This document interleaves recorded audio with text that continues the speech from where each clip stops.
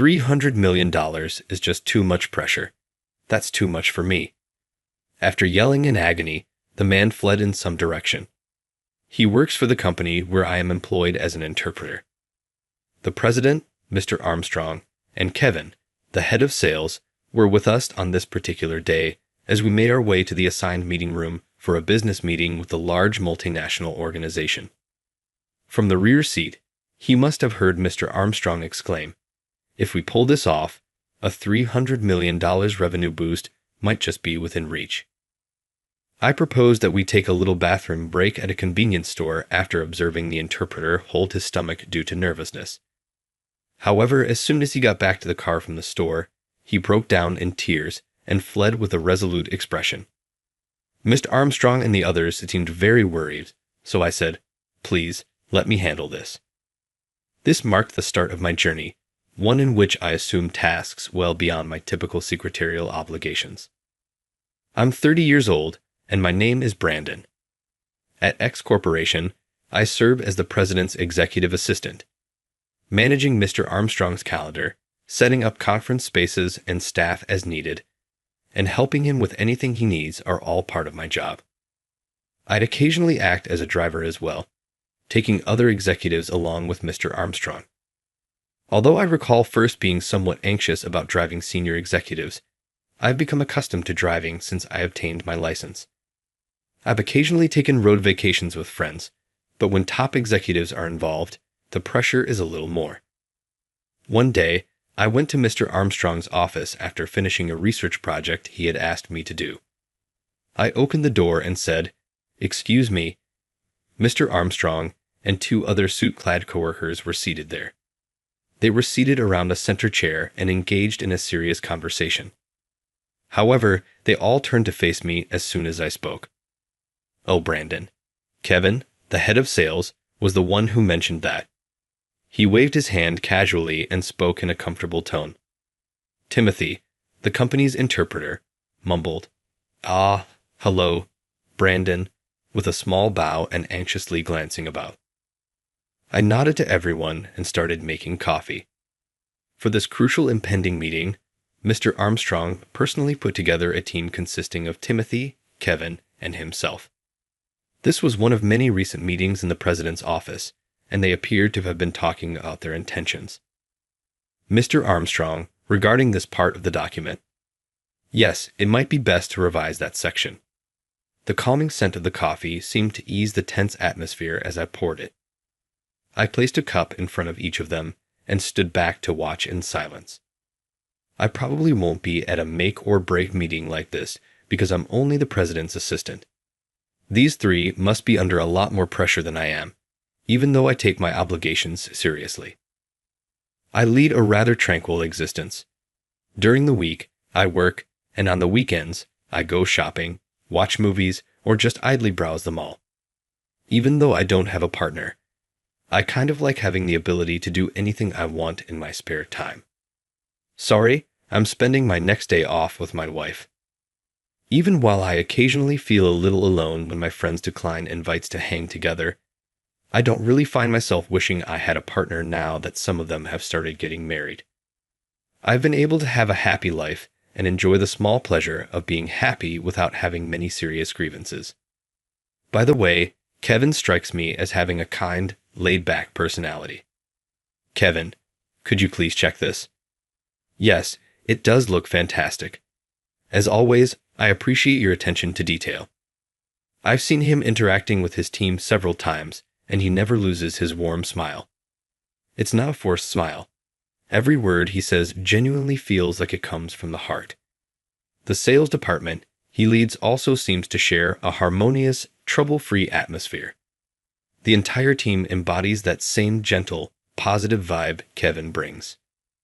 However, he's not entirely without ambition or dedication to his work. Kevin's passion for each task is contagious, motivating his team to bring their best efforts too. I've often looked up to Kevin's work ethic since I joined this company. Each time, I'd think, I need to work harder, just like him. Given how diligent and capable he is, it's no wonder Mr. Armstrong chose to put him on this team. With Kevin involved, It feels like things are bound to go smoothly. Our other team member, Timothy, the interpreter, is my peer. I sat near him at our orientation, and at one point, I asked him how he ended up joining the company. When I spoke to him, he reacted with a surprised, "What's up?"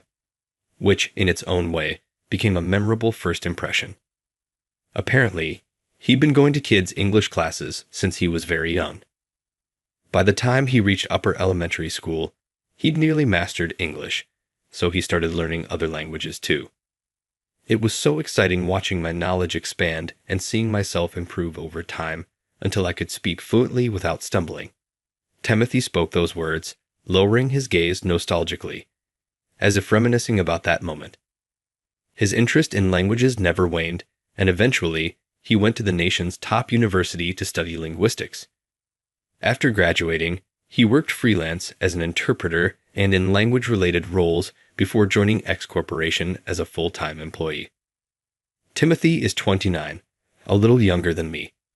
Regardless of age, I respect him just as much as I do Kevin because he's incredibly skilled. But even someone as capable as Timothy has his challenges. He's rather shy, prone to anxiety, and has trouble expressing his opinions. I've seen him a few times in discussions with Mr. Armstrong and Kevin. When asked, "So, Timothy, what do you think?" he often turns red, looking a bit panicked. He stammers, barely able to get a word out. If he's this way around his own colleagues, dealing with unfamiliar clients during business talks must be even more challenging. Apparently, the stress sometimes causes stomach issues. He would murmur, "Excuse me, I need to go to the restroom," and end up hiding out there for about 10 minutes. For this reason, any meetings involving Timothy are scheduled with extra time as a buffer. He keeps stomach medicine on hand at all times, not just in his bag, but in his suit pocket, too. I've even seen the small medicine case fall out when he leans over occasionally. But his language skills are so exceptional that his nervousness pales in comparison, making him one of the company's top assets. Around the time Timothy joined, the company started handling more international consultations, and his presence gave a noticeable boost to those efforts. Of course, this is only mentioned in his absence to avoid adding to his nerves. Countless discussions took place in the president's office. Finally, the day came for our team to head out for an important business meeting. We planned to meet at the station near the company, and then I'd drive us to the location. "Hey, good morning, Brandon." "Good morning, Mr. Armstrong." Mr. Armstrong arrived 10 minutes early. Kevin joined us around the same time, and I gave them a quick nod. "Thanks for driving today, Brandon." "Yes, I will drive safely." With that, we waited for the last member, Timothy. As Mr. Armstrong and Kevin talked over the meeting, I kept glancing down at my watch. The ticking hands moved closer to the meeting time, and my heartbeat grew louder with each passing second. There was no sign of him at all. I looked around, but I couldn't spot anyone who looked like him. I quickly took out my phone and called, but all I got was the soulless beeping of an unanswered call. "Has Timothy still not shown up?" Mr. Armstrong asked, his face starting to show some concern. Could he be feeling unwell, or did something happen on his way out of the house? Just as I began to worry about Timothy's whereabouts, I heard a breathless voice. "Sorry for the delay. I'm so sorry for keeping you waiting." Timothy finally showed up, rushing in a few minutes after our meeting time. He explained that he had been hit with severe stomach pains from the nerves, and since he was running, he hadn't noticed my call. Mr. Armstrong, Kevin, and I all sighed in relief. Thank goodness. For a moment, I'd feared we were starting the day off with an unexpected incident. But it looks like we're back on track. "I'm truly sorry," Timothy said, his expression heavy with guilt. As Mr. Armstrong and Kevin assured him that it was all fine, Timothy kept apologizing repeatedly. Our client today was a company with a major international presence. While I kept my eyes on the road, I listened to snippets of conversation between Mr. Armstrong and Kevin, as though I were tuning into a radio show. It's hard to believe this opportunity finally came through. Yes, our persistence paid off. The voices of Mr. Armstrong and Kevin sounded as if they were savoring their joy. It seemed they had been reaching out to the other party for years, and now, after much effort, they finally made it happen. Clearly, they were putting everything into this deal.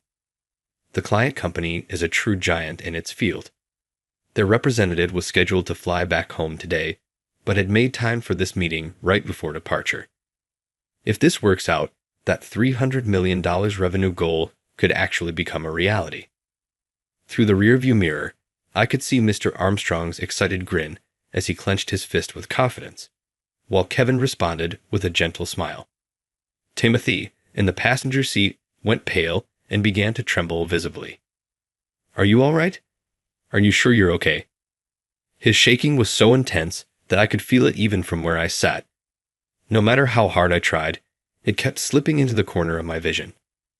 I knew I should focus, but my eyes kept darting over to it involuntarily. "Yes, I'm fine, sorry," he said. But it was clear he didn't mean it. His voice and body were both trembling, and his words faltered at the end. He was far more nervous now than he was during the discussion at our office. That's just how he is under pressure. A $300 million figure was weighing heavily on his shoulders. "Here, take this if it helps." At a red light, I handed him a honey candy from the stash I kept in the car, hoping it might offer him a little comfort. "Oh, thank you." Timothy quickly tried to put it in his mouth, but his hands were trembling, and he struggled to open the wrapper. After about 5 minutes, the amber-colored candy finally entered his mouth, only highlighting his nervousness even more. The hard clinking sound of the candy against his teeth continued until it fully melted. While I was curious about the conversation between Mr. Armstrong and Kevin, my mind was mostly occupied by concern for Timothy. When I noticed him leaning forward and clutching his stomach, I decided to stop at a convenience store for a restroom break. "Sorry, I need to use the restroom." Timothy quickly got permission from the cashier before dashing into the restroom. "Do you think he'll be all right?" I asked.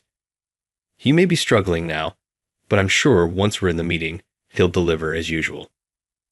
Mr. Armstrong and Kevin watched him with worry, but their conversation soon drifted back to the upcoming deal, their excitement palpable. "This is a $300 million business, the highest in our company's history. Let's hope it all goes as planned." They continued, their enthusiasm turning to optimistic projections. Caught up in their high spirits, I couldn't help but join in, getting excited along with them as we chatted away, our voices filling the car with lively anticipation. As we continued talking for a while, Mr. Armstrong's phone buzzed, signaling an incoming call. He held it to his ear and began speaking about something, so I turned my gaze toward the convenience store entrance, waiting for Timothy to come out. Just then, right on cue, he appeared and glanced around the parking lot with a troubled look. His eyes darted in every direction as if searching for something. Did he forget where we parked the car? I rolled down the driver's window and called out, "Timothy, over here." He snapped his head up at the sound and seemed like he would come straight to the passenger side. But instead, he muttered, uh-oh, and began groaning. Something was definitely wrong. His body was trembling even more than before our break. Even from a slight distance, I could see his lips had lost all color. His eyes were wide, as if they might pop out of his head at any moment. As I looked on, stunned with my mouth slightly agape, Timothy threw out a shocking statement. $300 million. It's too much for me. I can't handle a role that important. What? Wait, Timothy. But before I knew it, he was sobbing and sprinting away. Even random passersby were caught off guard by the bizarre scene, staring at him as they passed. But Timothy paid them no mind, increasing the distance between us without slowing down. "Timothy, where are you going?"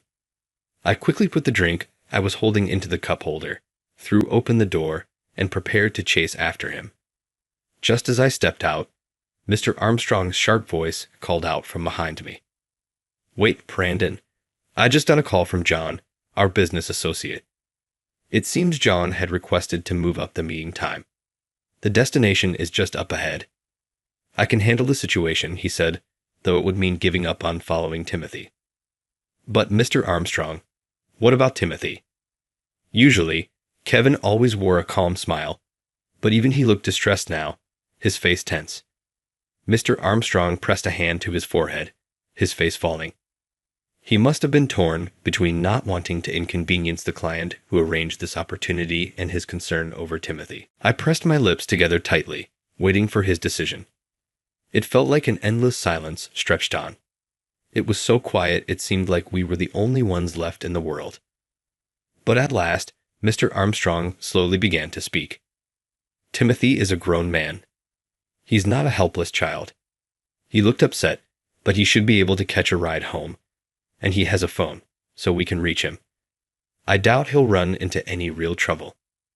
At that, Kevin interrupted urgently. But he's our interpreter for this deal, isn't he? When it comes to high-level business English, well, our language skills are limited. Mr. Armstrong's eyes widened, and he groaned. Oh, that's right. Though he appeared composed, the air around him made it clear he was actually panicking inside. Should we still try to catch up with him? But if we do, then we'll be cutting it too close to the appointment time. While Mr. Armstrong and Kevin deliberated, time continued to tick away mercilessly. Noticing how fast the clock was moving toward the appointment time, Mr. Armstrong's anxiety visibly increased. A faint sheen of cold sweat was beginning to form on his forehead. Watching him like that, an idea suddenly came to me. Maybe this was my chance to repay Mr. Armstrong. The ticking second hand on my watch, the tense voices of Mr. Armstrong and Kevin, and no other solution coming to mind, I tightened my fist subtly as if gathering my resolve. Mr. Armstrong, I have a suggestion. Both of them flinched at my voice, turning to look at me almost simultaneously. Given how Timothy looked, I doubt he'll be back anytime soon. Why don't you leave this to me? Brandon? Kevin was the first to react, while Mr. Armstrong, eyes wide, stared intently at me, forgetting even to blink. I may not speak multiple languages like Timothy, but I can handle English just fine. My words made the two of them exchange glances. Mr. Armstrong briefly glanced at his watch, then nodded as if he had made up his mind. All right, I'll leave the interpreting to you. Relieved that they trusted me in this high-stakes situation, I let out a quiet thank you, feeling a weight lift from my chest. I was worried about Timothy, but right now, we had no choice but to move forward with the meeting. Leaving the convenience store behind, we headed to the rental conference room near the airport. The clients were already there, and following Mr. Armstrong's lead, we each greeted them and exchanged handshakes. Everything moved quickly, without a moment to catch our breath. I wondered, absent-mindedly, if waiting around for them would have made me even more nervous. The client's president was John Smith. When I shook hands with him, he held on tightly, not letting go. It felt like he held my hand far longer than he had with Mr. Armstrong or Kevin. What's going on?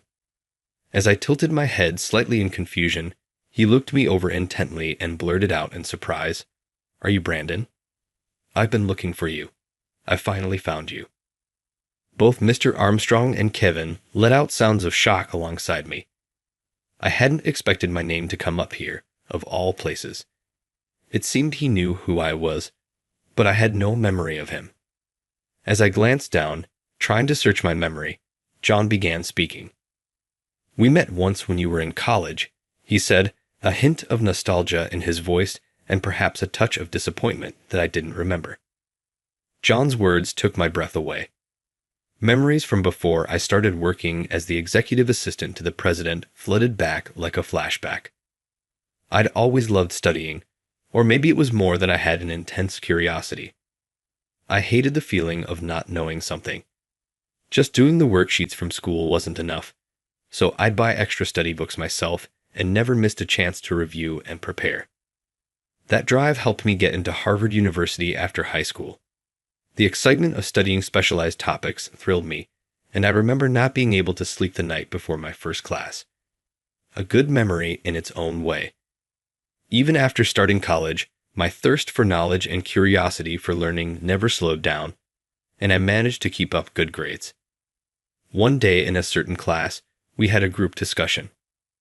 I'll be the facilitator. I volunteered right away, and since no one objected, I took the lead.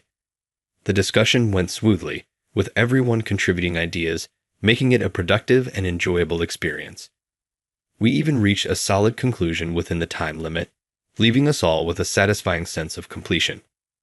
John had been watching that discussion.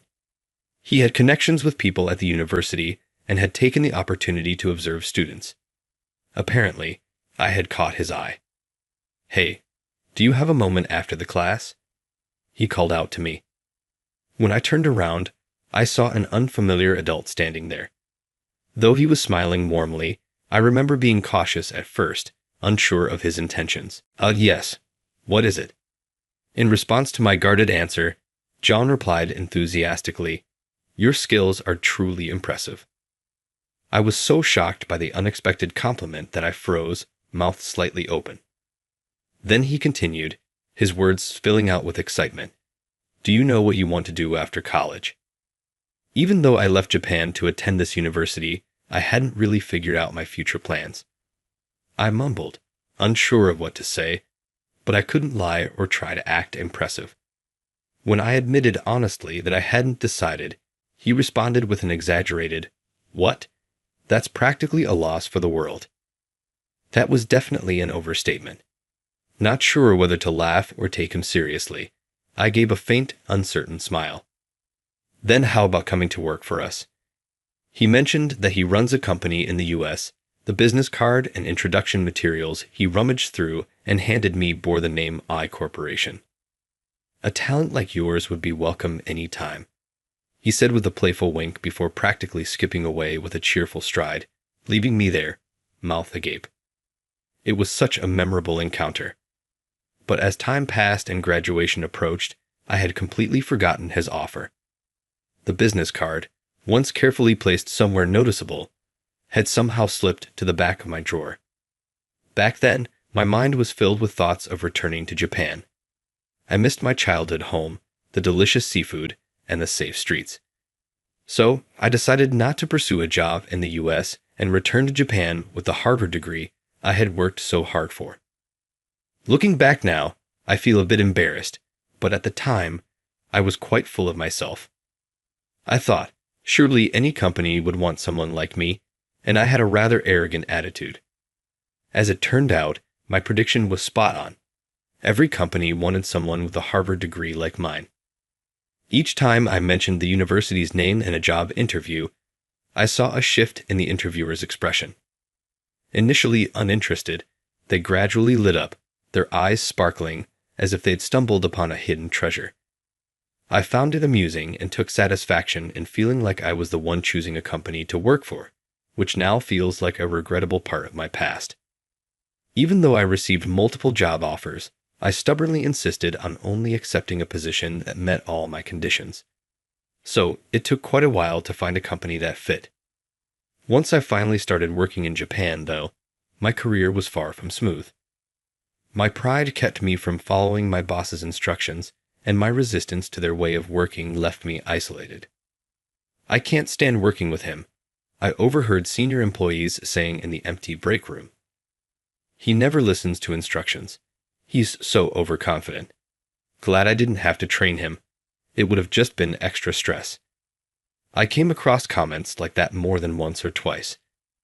Naturally, none of them were positive, and it was always complaints about me. But I couldn't rein in my inflated pride and ended up blaming everyone else, thinking, they just don't understand me. Of course, this led to further alienation from my colleagues, and when I clashed with my boss over a project during my second year, I impulsively quit. Still, my arrogance didn't go away. I'd assumed I'd find a new job quickly. I did get a few offers, but none matched the conditions of the company I had just left. If only I'd dropped the mindset of being the one doing the choosing, I might have found a job easily. Instead, I went without work for 2 years. During that time, I received invitations to class reunions and messages from old friends asking me to go out, but I turned them all down.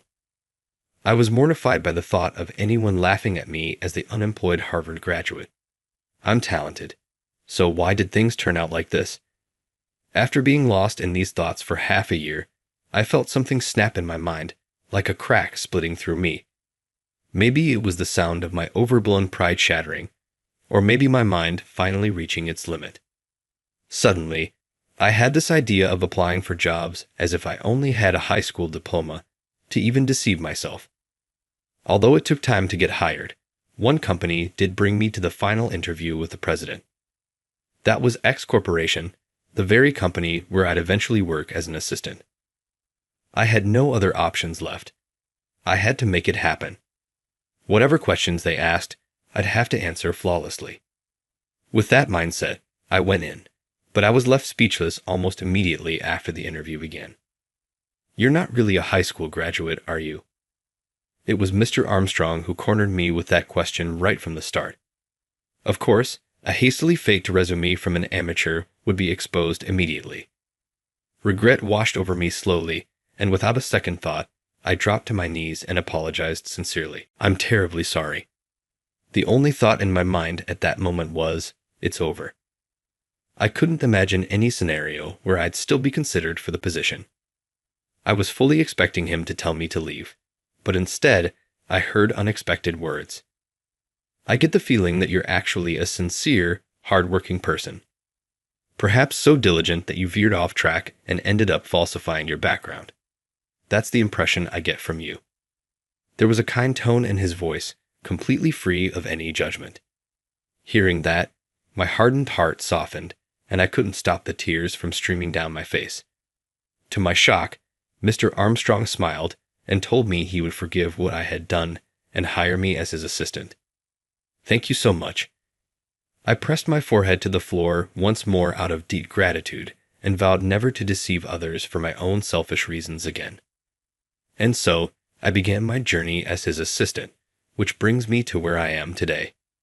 Whenever I recall those days, especially my behavior during the job search, I still get chills down my arms. Yet, over time, I've come to see those experiences as essential. With John's high regard for me, the business meeting went smoothly. We even received the encouraging words, "I'd love to seriously consider this proposal." In the end, he added, "Honestly, I'd like Brandon to join our company, but if you've chosen a place, then I hope you can thrive there." His tone held a familiar blend of nostalgia and loneliness, just like before the business meeting. However, this time it seemed to carry even more warmth.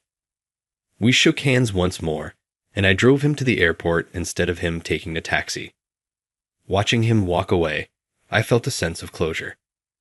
A few days after the meeting, Timothy still hadn't shown up at the office since his escape from the convenience store. Just when I began wondering if he would ever return, Mr. Armstrong told me, "Brandon, we managed to get in touch with Timothy." I finished up the research task Mr. Armstrong had assigned me, gathered my laptop and files, and headed to his office. "Excuse me," I said, stepping in with a quick greeting, only to find Mr. Armstrong holding the receiver to his ear. "Yes, that's right. Come to my office right away," he said on the internal line. He gestured for me to come in with a wave, so I moved forward and set my things on the central table. A few minutes later, Kevin entered the office after me. Then Timothy arrived, walking with an awkward gait. "Mr. Armstrong, what's this about?" It seemed I was the only one who knew what was about to be discussed. Kevin looked puzzled, and Timothy, his head down, was trembling slightly, clearly feeling uneasy. After looking at each of us in turn, Mr. Armstrong spoke in a solemn tone. "Brandon, please start with your report." His voice wasn't particularly loud, but it filled the room with authority. I nodded slowly and turned to Kevin. "Kevin, have you heard a certain rumor going around the company?" "A rumor?" Caught off guard by my question, he blinked in surprise. "It's regarding a company we could call a rival, Z Corporation." His gaze drifted into the air as if searching his memory, though in truth, it was likely just to avoid eye contact with me. "Oh yes, I remember. There's talk that Z Corporation has been attempting to disrupt our work and poach our talent. But it's just a rumor, right?" After he finished speaking in one breath, He twisted his lips into a crooked smile, an obviously forced expression, completely unlike his usual demeanor. I narrowed my eyes slightly. Yes, that's the one. It would be nice if it were just a rumor, don't you think so, Timothy? I asked, glancing between Kevin and Timothy. Timothy, probably not expecting the conversation to shift to him, responded with a pathetic, "Huh. Yes." I sighed quietly and said, "Unfortunately, it's not just a rumor." Opening my laptop, I played an audio file. A familiar voice filled the room. Just before the meeting, the interpreter is set to run away. Neither I nor Mr. Armstrong can handle advanced English, so if the interpreter leaves, the deal's off. What? No way. Kevin's face went stiff, his mouth opening and closing silently, struggling to process the words he just heard. He reached out, perhaps to stop me from playing further, but the next words rooted him to the spot as if he'd been nailed in place. "Oh, don't worry. I already promised him 30% of the payment. No one can resist money. And as for your company, when I joined Z Corporation, you did promise to give me a better deal than X Corporation, right?" The voice was twisted and malicious, far from the way Kevin usually sounded. To think he'd hidden such a dark side while presenting himself as an ideal employee at X Corporation. Realizing he couldn't escape the truth any longer, both Kevin and Timothy collapsed to the floor, their legs trembling like newborn fawns. When questioned, they confessed everything. With the undeniable evidence of the recording, they must have realized there was no point in hiding it any longer. Their voices and expressions conveyed resignation, and they seemed almost ready to give up. Kevin admitted that he planned to jump ship to Z Corporation for better treatment, with the additional reward of sabotaging X Corporation's $300 million deal. Timothy, on the other hand, had been instructed to flee right before the meeting, earning 30% of the sabotage fee for doing so. So, the trembling he'd shown at the convenience store was all an act. "We're so sorry. Please forgive us." Both of them bowed deeply, their heads almost hitting the floor as they begged for mercy. Their desperate display reminded me of my own interview with Mr. Armstrong, but the words Mr. Armstrong had for them this time were nothing like those he'd once spoken to me. "This is an unforgivable betrayal of the company." His voice was cold and cutting like a shard of ice. His eyes, devoid of any warmth, were pitch black. Watching the two of them shrink under his gaze, I felt conflicted, painfully aware that I was hardly in a position to judge anyone's lies. In the end, both Kevin and Timothy were fired. I took over the interpreter role temporarily, though I wasn't able to cover any languages other than English. To address this, I planned to work closely with HR to recruit someone new for the role. A while later, the deal with John's White Corporation was successfully finalized. Now, to make Mr. Armstrong's goal of that $300 million a reality, I'd need to work hard to build a strong relationship of trust with John. Securing the deal was just the starting line, and the road ahead was sure to be busy. Still, I felt a sense of relief, believing I had finally repaid Mr. Armstrong. Not that he ever seemed to view his generosity toward me as a debt I needed to repay. Even if I were to mention it, he would likely tilt his head in confusion. But that's fine. This is something personal to me. I should have repaid the debt for being hired. Next, I need to start repaying the kindness shown and forgiving the lies I told. With that resolve in my heart, I headed to an important meeting with John, ready to face what lay ahead.